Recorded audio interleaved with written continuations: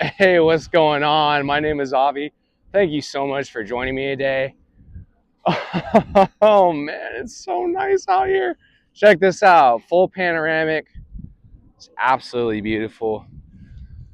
Ah, so nice to be here with you, joining you on a Friday evening. The work week is over. Ah, and again, Friday brings welcome peace. Let's pause from our labors to let this beach give another dimension to our lives. Today, this is going to be a follow-up to the last video, which was on fear of cheating, and I made this preposterous claim that fear of cheating is at least somewhat related to fear of death. So if you're curious about that preposterous claim, go and check out that video. I'll put a link in the description, but this one's going to be a follow-up. So naturally, fear of cheating makes us think about, well, more than two people, right? There's a third person involved. And it's not that far of a leap in logic to think about polygamy as opposed to monogamy, right? Which one is better? Which one is better? Is it actually ideal for us to be monogamous? This is a question that's worth asking, right? Because monogamy has become such a fundamentally entrenched part of our modern society that we don't question it. It's the city that never sleeps. It's the thought that never sleeps. It's the background noise, the hum in our minds that we just never even take a step back to question and really examine, is this the best way to go? I mean, for example, China and America, man, we disagree on so much shit. But do we disagree on monogamy? Hell, even Russia. Do any of the modern superpowers disagree on this? Generally, no. Monogamy is a firmly entrenched part of all of them. But why? Why did it become like that? Well, anthropologists, psychologists, and others have been theorizing about this kind of forever. But there are some different views. I am, of course, not an expert on this topic. I'm not well versed, but one that I've heard that I think is interesting that I just want to share here, which gets to a point, the main point I want to make here in a second. This is quick, is that monogamy, one of the hypotheses is that monogamy tended to reduce violence, right? And this is relatable because if you're a dude and you've been single for a while, it's fucking angering, right? It's like, like you literally have this desire to just get it out, right? Like sexually. And if you don't have a regular outlet for that, it's easy to build anger and resentment towards women. Unfortunate as that is, there's no rational reason to be resentful of women, but this does happen. And I think that what society's noticed, whether consciously or not, over time, is that men who were not having regular sex, or at least not in a committed relationship, tended to be more violent, more unruly, and also kind of by extension of the first two, just less productive. They weren't actively contributing members to society in the way that domesticated men were. Domesticated, or you could even say castrated. Because let's get real, women hold the keys to the kingdom. I mean, if you're in a relationship, you do the best you can to set boundaries, but hey, men, we're over here playing checkers, women are playing chess. I'm sorry, women are the social architects. That's just, they got us beat. Come on, guys, they got us beat. Anyway, moving on here. Where was I don't really remember. Getting a little bit distracted right now. Bear with me. I am a human being. Maybe. I could be a robot. Just kidding. Okay, anyway, we were talking about monogamy. All right, society's developing monogamy. Why did they do that? Right? Because over time, these men who were monogamous tended to just be more functional members of society. And also, there tended to be less war, right? Wars tended to eradicate societies. So it's not like a bunch of I want to be clear. It's not like there was some congressional committee or whatever of all these societies that got together and were like, we have rationally decreed upon this committee that the best thing for all societies is to promote monogamy because it reduces violence and generally keeps men more productive. Like that's not a thing, right? Like obviously, but in the same way that natural selection shapes individuals, this is kind of like natural selection for societies, right? The societies that tended to have more monogamistic tendencies or leanings, they tended to outlast the ones that didn't, right? They generally had less war, they had more productive members of society, they had more social order. And again, that's just one hypothesis. But the reason I bring this up is because never once was it ever thought of from the individual's perspective. What is better for the individual? Is the individual actually happier and capable of living a better life under a monogamistic framework, right? Because that natural selection was a societal natural selection. It was not an individual natural selection. You could argue it's cultural / societal, whatever word you want to use, but it was like a broader scale, totally broader scale than the individual. So now it begs a question, well, what is better for the individual? Let's look at both frameworks, right? I think the number one thing that's going for polygamy, right? And by polygamy, I'm not an expert on this either. I do tend to be monogamous, for better or worse, probably worse. I do have friends who are more into polygamy. But for sake of this conversation, let's just keep it simplistic to say that when I say polygamy, I mean just that more than one person is involved, right? And I think the big thing that is going for polygamy is when you have more than one romantic partner, it takes the pressure off of any one of them, right? This is what we talked about the other day in the Friends video. Part of what makes friendship so beautiful, right? The unconditional love of friendship so beautiful. Like what allows that to happen is that you don't have to merge your lives with that person. You don't have to share finances with that person. You're not having kids with that person. You don't even necessarily need to live in the same place as that person. If you've built a solid foundation in person, if they go and move away, you got modern technology. You can stay in touch over phone. In other words, them just doing their thing and living their life, even if you disagree with some of their beliefs, it's not like, oh my God, like what does that mean for me? And how will my family perceive that? And will I be able to teach my kids those values? It's like none of that even comes into play. You just love them for who they are, right? Your friend goes off and fucking does a bunch of shrooms. If you don't do shrooms, like you're like, all right, I disagree with it, but I love my friend, so I'm gonna go let him do that. Whereas a romantic partner, you'd be like, oh fuck, like, do I want my kids doing shrooms? And even if you're not having kids, like, what's my family gonna think of that? Like, am I comfortable with other people and how they might judge me if I'm with someone who's doing shrooms, right? Whatever comes to mind. By the way, I totally do not judge taking shrooms, and I think there's a lot of medicinal possibilities with them. Not saying to take them either, just being clear. I'm not a medical doctor, but just wanted to share that. Anyhow, though, what allows that with friendship, though, it's twofold. It's that you're not merging your life in a super in-depth way like you would with a typical romantic monogonistic relationship, or monogamous. God, these words are confusing, bro. It's hard to pronounce sometimes. Or maybe I'm tripping, but you get what I'm saying, is that with a typical romantic relationship, it's just way more pressure, right? Not only because of that merging of lives thing, but with friendships, you can have infinite friendships. There's no limit. With typical monogamy, you have one by definition, mono, one. That's the root of the word. You have one partner, and that creates so much pressure, right? The merging of the lives, you only get one. And that's the big thing that's going for polygamy, is that similar to the Friends framework, you can have as many romantic partners under polygamy as you desire, right? And I think what happens there is it's very much a live and let love, or what is that? Like love, live, and let love? I don't fucking know. It's very accepting. I think it promotes acceptance in much the same way that like polytheism versus monotheism, right? That's a cool parallel, because more blood has been shed for monotheism compared to polytheism by like a comedic margin. Like it's fucking ridiculous. You've all know Harari talks about this in Sapiens. Very interesting book, by the way. Highly recommend checking that one out. But it's just like, when you believe there's only one God, the idea of someone else believing in other gods, like, no, right? Because it reflects back at you that you might be wrong. And for a lot of people who aren't mature and okay with being wrong, they're like, no, it's too uncomfortable for me to be wrong. My ego can't handle it. And then they project that outwardly. And if it gets too severe, too uncontrolled, too unrestrained, that's what leads to violence and holy wars, right? Whereas polytheism is just like, oh, you have another god you believe in? Cool, bro. I believe in like 10,000. Try me. It's just not the same.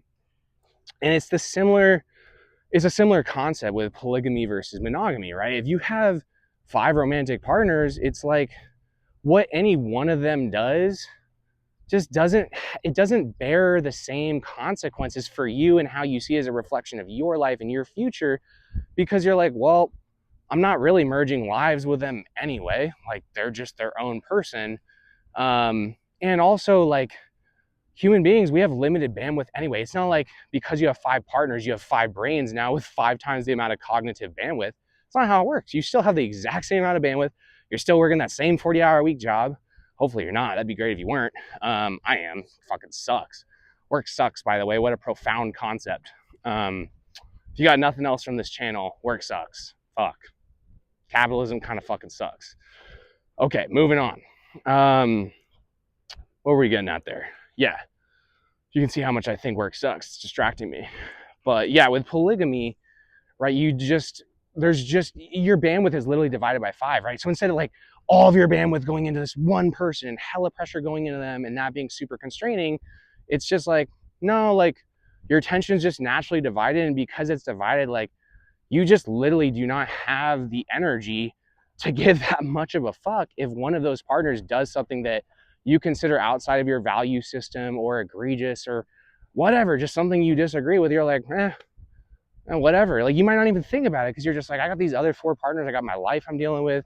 It's just not a fucking big deal. So I think that is one of the biggest things that polygamy has going for it. In other words, to put that in a single sentence, I think polygamy is a lot more conducive to actual unconditional love.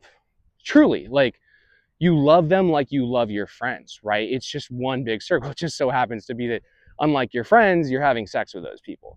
And maybe you have sex with your friends, but I would argue at that point that just becomes polygamy, right? If you're having sex with like multiple friends, like, that is at least in some direction going towards polygamy for sure. It starts to get gray really quickly.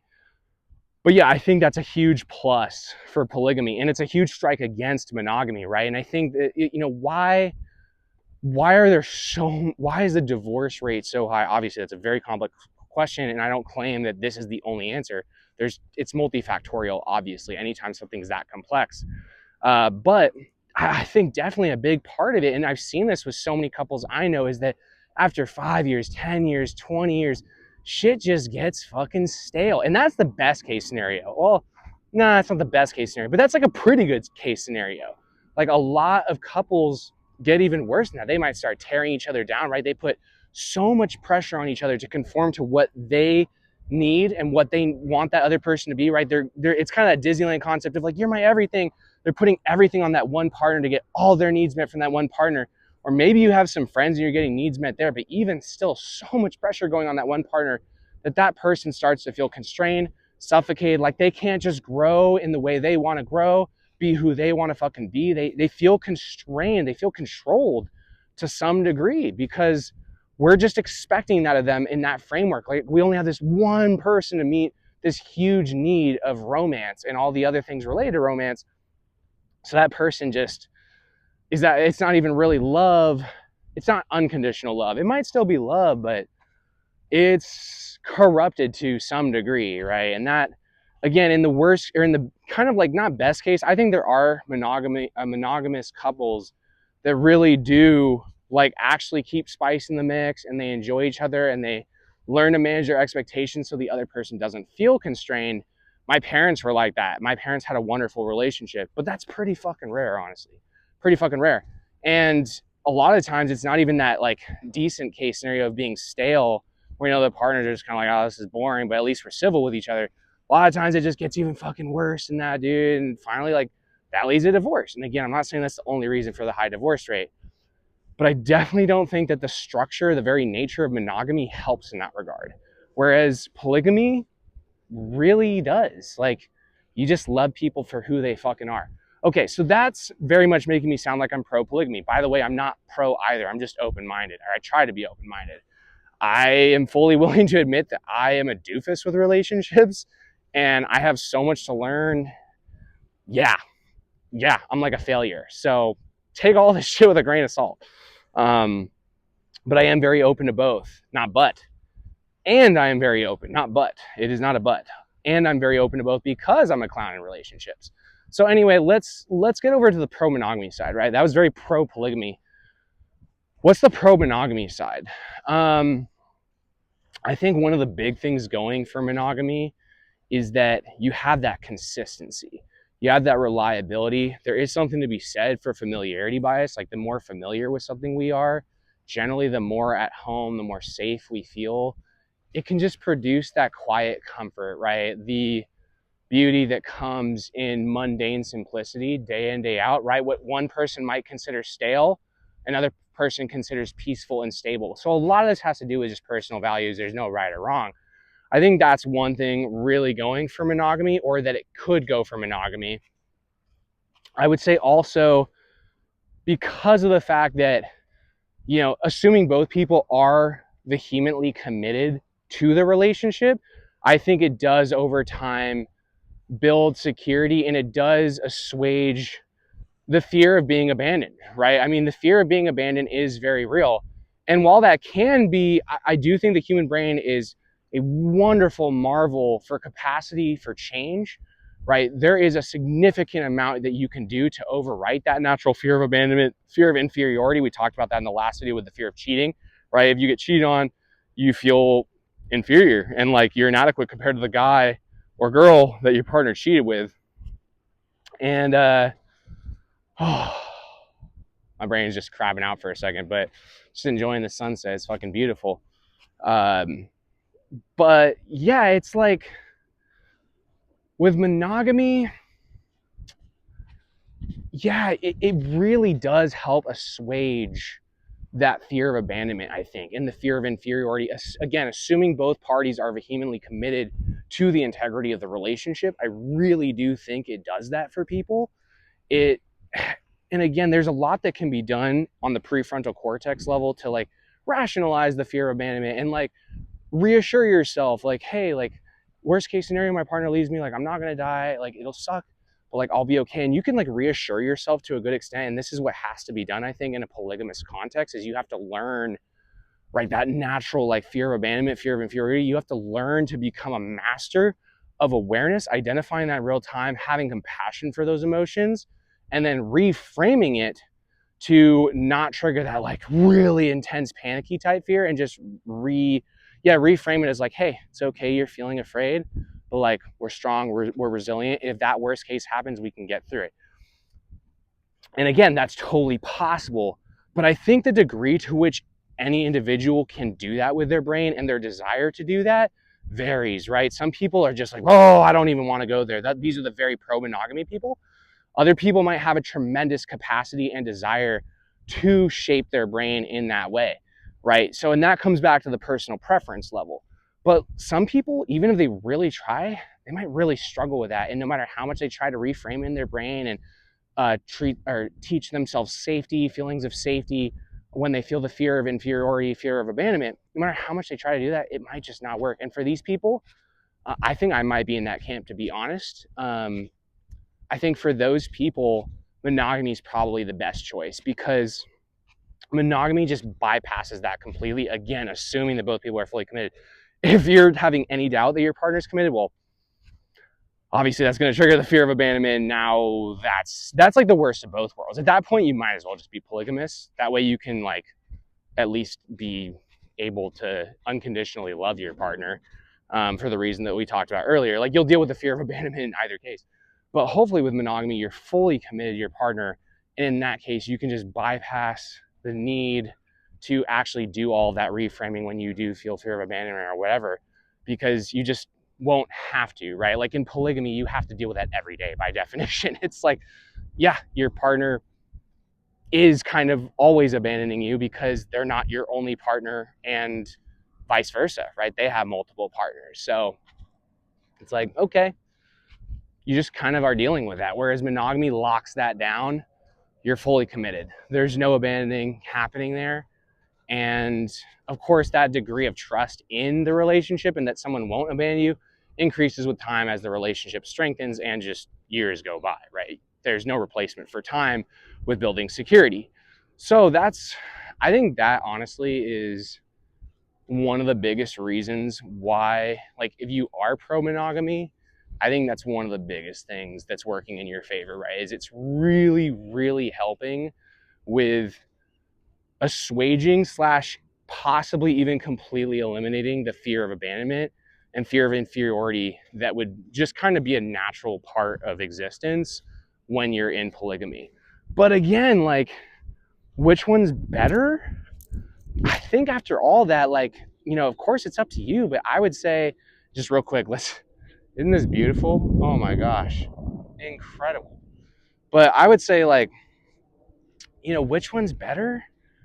I think that's a personal preference, really, because it comes down to, like, what's your capacity for doing that reframe we talked about earlier? How much does fear of abandonment and fear of inferiority, like being passed up by another person that your partner cheats with, like, how bad is that for you? That varies from person to person. How much do you value unconditional love? Like, how capable, and there's the reframe in the monogamy direction as well, of like, how capable are both people of getting closer to an unconditional love, even in that state of like merging our lives, making sure we're aligned, all that stuff. Because I don't think that by its very nature forces unconditional love to just completely drop out of the mix. I definitely think it's a threat to unconditional love, but I think you still can, with that similar reframe to polygamy, right? You can feel the fear, right? The fear, like, oh, my partner's growing in a certain way and that's making me uncomfortable. You can identify that in real time, have compassion with yourself, and be like, oh yeah, like, reassure yourself it's okay if they grow. Like, it's okay for them to be a different person. And of course, there's a limit to that, right? There's a limit to everything, right? A priest and a stripper, probably not the best combination, right? No matter how much the priest tries to reframe it, that's going to be pretty rough. So I think monogamy, to some degree, will be threatening to unconditional love.